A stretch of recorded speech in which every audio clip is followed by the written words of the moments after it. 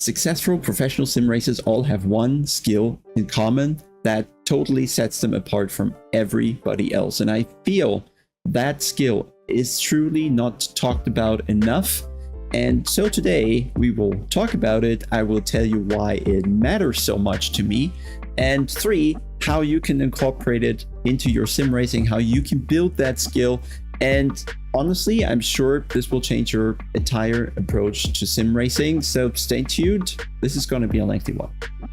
This skill I am talking about is a bit the elephant in the room, and I've talked about or mentioned it several times on stream already. I'm talking about the ability, your ability to focus, or in scientific terms, attention control.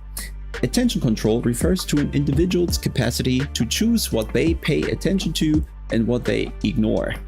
In lay terms, attention control can be described as an individual's ability to concentrate. So why do I bring this up? First, one of the most frequent comments on the stream I often get is, the consistency is crazy. How do you do that, for example? In short, the answer would be that I can focus, but of course it's a bit more lengthy than that. So let's break it down a little. Simply put, if you cannot focus, or if you cannot focus for long periods of time, your sim racing will suffer.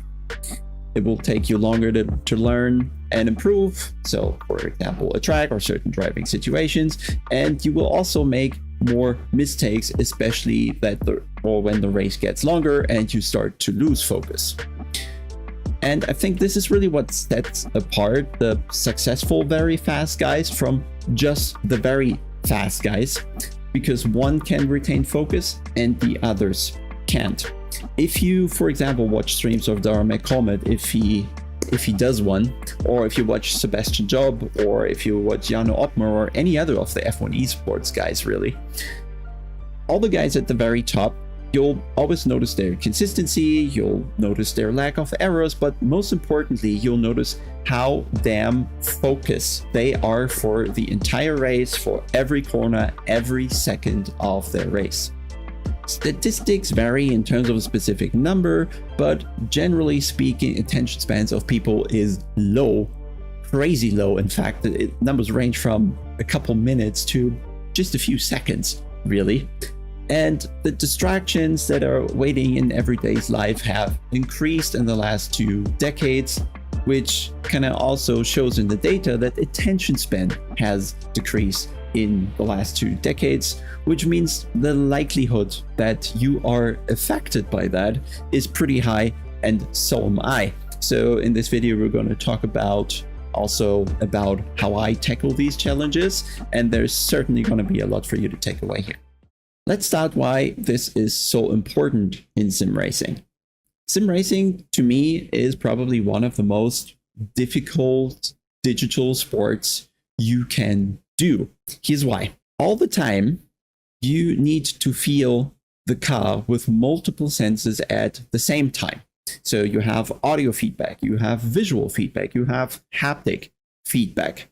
And each of them is providing you with some sort of information about what is happening, what the car does. Perhaps it gives you a clue what the car also needs. So you need to make sense of that flow of information, need to combine all that flow of information into kind of a single piece of coherent information, and to have an understanding of the car. And all that work, of course, is done by your brain. And when you have that understanding, what you'll get in return is, this is what's happening to the car. This will happen next, and this is good or bad about the car behavior. And I need to do this to achieve that in the next step. For that, you need all of your limbs, so hands, arms, legs, feet, all at the same time, and you need to coordinate them in line with the information you are pulling from the game and that your senses gather and your brain converts into this kind of single piece of information that is telling you something about the state of the car. And then you need to choose the correct combination of inputs of all your limbs, arms, hands, and so on. And you also need to be extremely precise with that at the same time to achieve the desired impact on the car.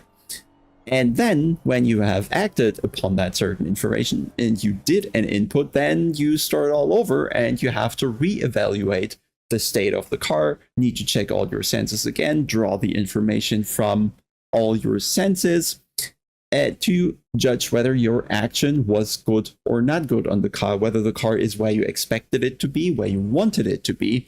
And this is kind of a loop that then keeps repeating. You sense what the car is doing, you judge what it is doing, you decide on an action, you take that action, and then you reassess how that has affected the car, in which state it is, and what your next step of action needs to be. And this is what you repeat several times per second, every second throughout a race. The specialty in sim racing kind of is that in sim racing, you do not get breaks. There's no restart. There's no reset of money. You don't go back to the starting line and just get another chance or something. Every mistake in sim racing is always deadly.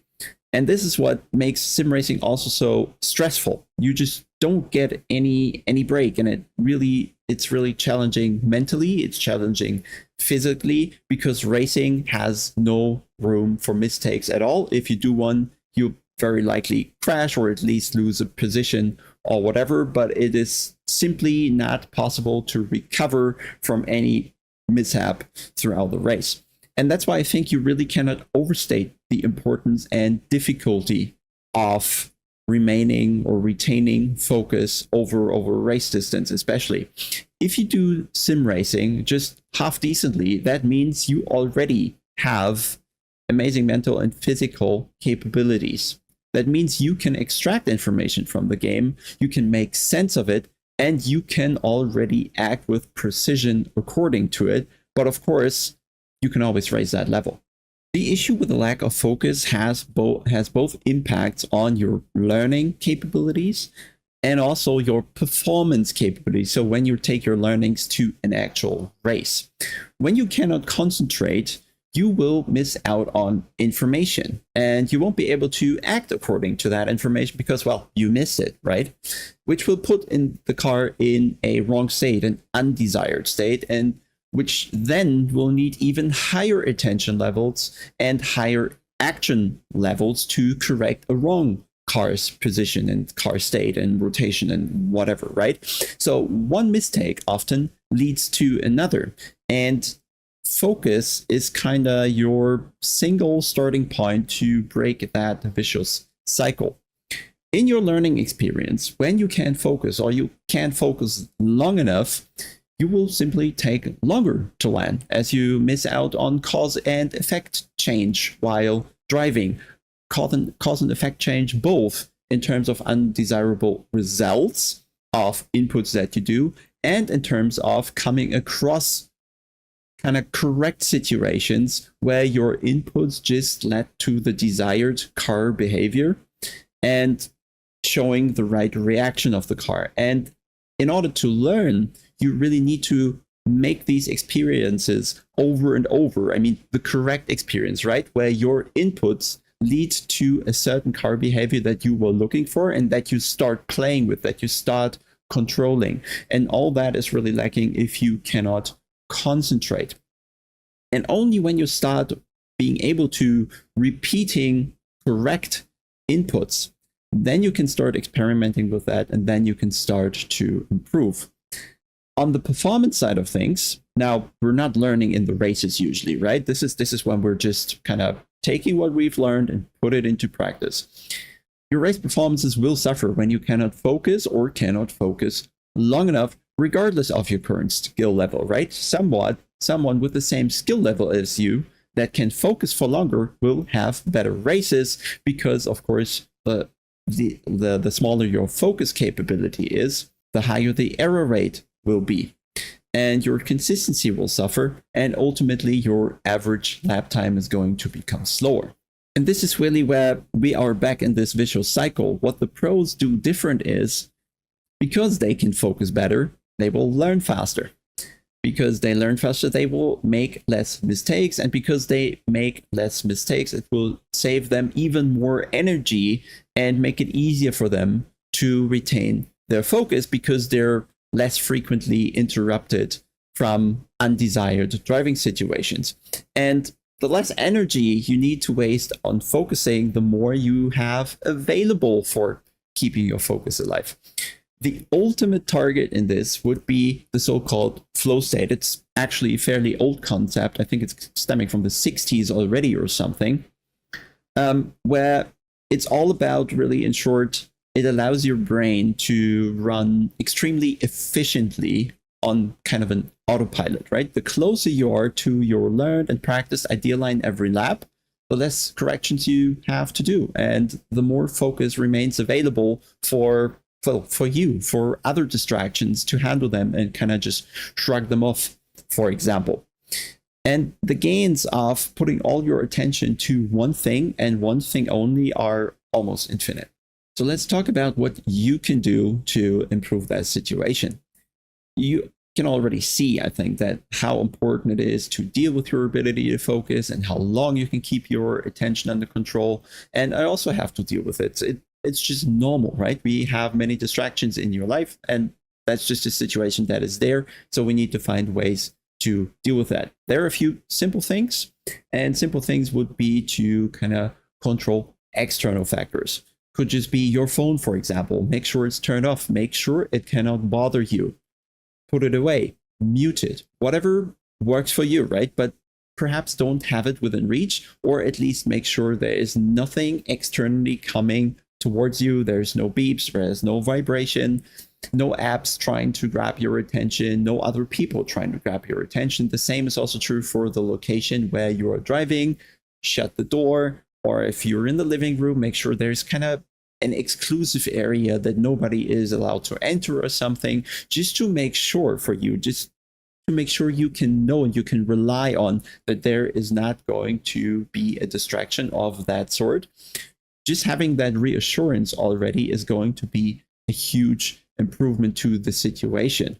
Then you can, of course, when you have other people around you, be it your family or your roommates, let them know what sim racing is about and why it's so important to focus, and that in sim racing usually you cannot have breaks. You cannot get up and do something else. You are simply not available, because when a race has started, it is only finished when it is actually finished. You cannot pause it.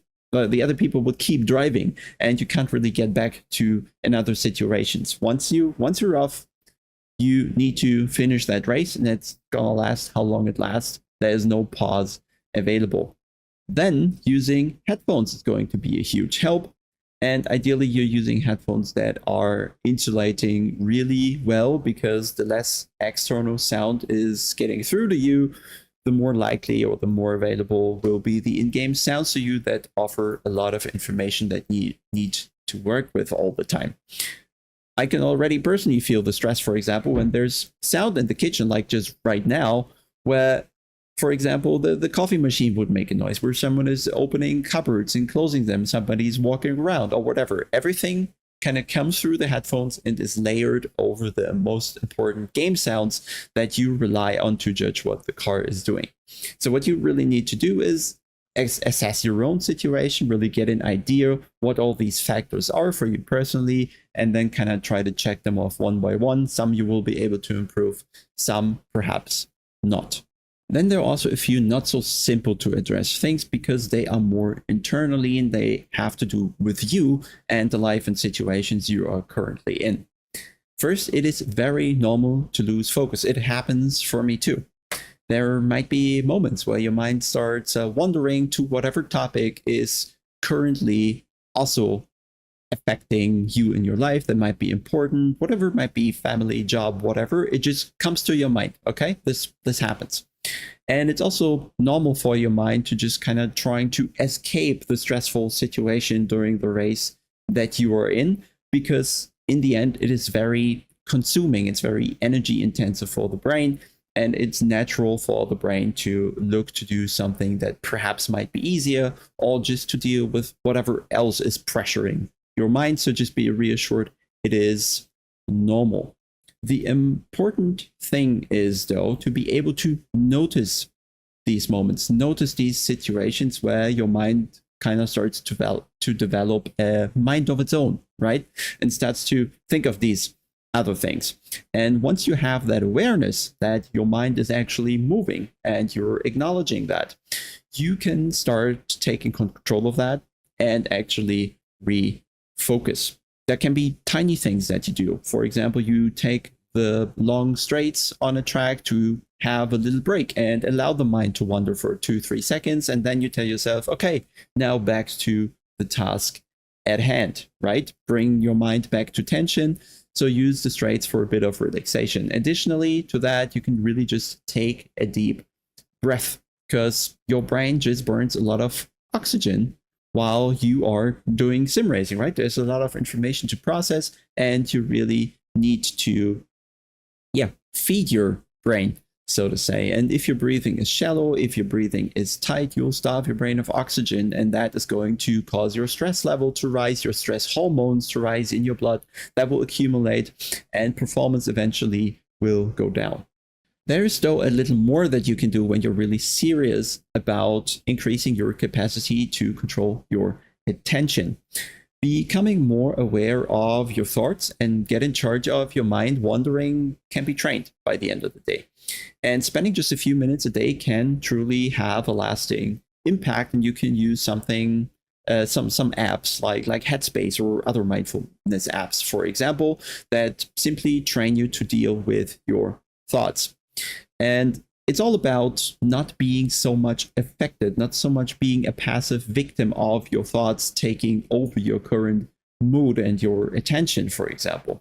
But instead, you will become somewhat of a neutral observer of your thoughts. And that really is a perspective change that will kind of allow you not to become too occupied when these thoughts kick in.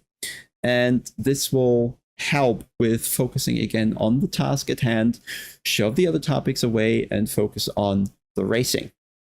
One more thing that I think is underrated is goal setting, or the lack of goal setting. And most people, not even the pros, will have a set goal for their race. And that really is a problem. Other than winning, what is probably most people's goal, it does truly help when you set something realistic, because this will affect all the situations that you can do throughout a race. Because we have to stay realistic here, winning is simply not possible for everyone. A lot of sim racers will actually never win, because mostly you're on the grid with 40 other people, and that just kind of lowers the chances by a huge margin to actually make it to the top step of the podium. So by setting realistic goals, you can start being more active in the race and start making decisions. For example, do you have to be aggressive in a certain situation, or can you be more relaxed and wait for a later time in the race to make your move, for example? Or do you even let the aggressive car behind go because it's hurting your goal to go side by side every second corner and avoid the dive bombs, because your goal is a bigger one? You just want to kind of keep your average race time low for faded position, but in the end, you'll end up in a higher position than perhaps if you took the fight to the other car. So how much risk is needed in a certain situation to achieve your goal? And this will be easier if you have a goal set in the first place. It can also help massively having multiple goals, for example, having a high goal, having a low goal, and being happy with either. And goals don't necessarily also have to be just a finishing position. There can also be other goals that you can be satisfied with when you enter a race. For example, it can just be staying free of incident or incident points. It can be staying free of mistakes. It can be nailing the pit stops. It can be watching your mirrors and seeing other cars approach too fast and avoiding them, for example, and having better awareness of your spatial surrounding around the car. But it can also simply be making smarter choices when presented with two options. So maybe start doing that before going into a race. Look into the grid, who's on there, what the kind of elo distribution is, and maybe your target can be you just want to not lose elo in an LFM race, for example, and that already defines what your minimum goal in the race would be, which perhaps is position 15 or something, and then you can already be happy with that. Or not losing safety rating in that race can be a really good goal, and then you have something afterwards that you can be happy about even if you didn't win the race, right? And that will change your mood, that will kind of lift you up for further practice. And the entire thing of having goals also makes it easier to keep focus, because you're not struggling with the various situations that you're prevented with because you know what you want to achieve. All right, guys, let's wrap it up. I hope that was something useful in this video. There's something you take away from here. Maybe just some inspiration to look into your personal sim racing situations. What are the factors that are distracting you? What are the factors that make your ability to focus difficult? And what you can do perhaps to address your very personal situation and how serious you want to be about it. If you want, for the Germans, there's a really great book that I take a lot of inspiration from, that kind of insights from that I have used for various coachings that I did. I'll link it in the description, and I can totally recommend it. It is about, or it is focused on racing drivers' mental and physical preparation, like the real ones, but you can one-to-one take all these things for sim racing as well. Even though maybe some side of the physical preparation might be a bit over the top, you will probably not need the wide and thick and neck that the Formula 1 drivers have, but of course everything else still applies. Let me know, of course, what you think of the topic, how you're struggling with focus, how you perhaps solve your personal situation. So put that below the video and we can keep discussing about it. Also, if you haven't already, leave a like. Maybe you wanted to subscribe to the channel to see more, and also have a look at my other latest videos if you feel like it. Other than that, this is it. We'll see you very soon. Bye.